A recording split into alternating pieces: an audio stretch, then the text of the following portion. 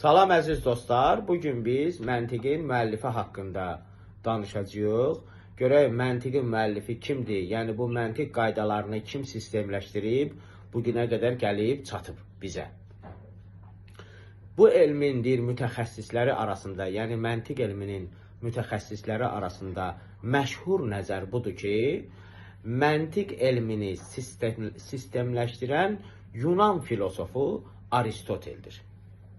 Bu fikir məntiq alimləri arasında məşhurdur ki, bəli, Yunan filosofu ilk dəfə Aristotel olan, ilk dəfə Yunan filosofu Aristotel həmin bu məntiq qaydalarını ki, bundan sonra da keçəcəyik, o qaydalarını sistemləşdirib, yazıb və yaxud tədris edib, bizə gəlib çatıb.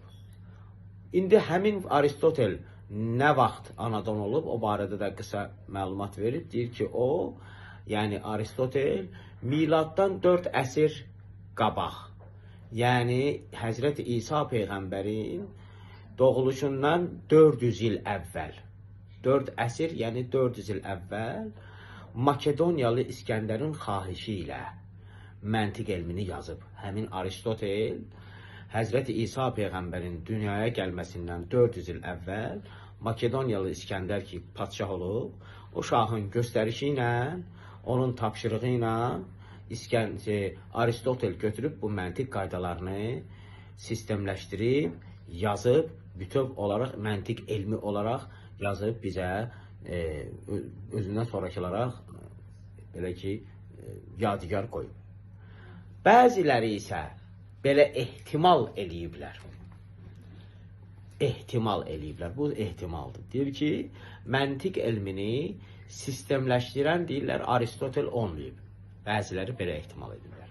Əksinə bu elm Yunanistanda meydandan çıxmazdan əvvəl, hələ Yunanistanda meydana gəlməmişdən əvvəl, yəni şərq alimləri tərəfindən yazılmışdır və İskəndərin hücumları zamanı digər elmi kitablarla birlikdə məntiq kitabları da Yunanistana aparılmışdır.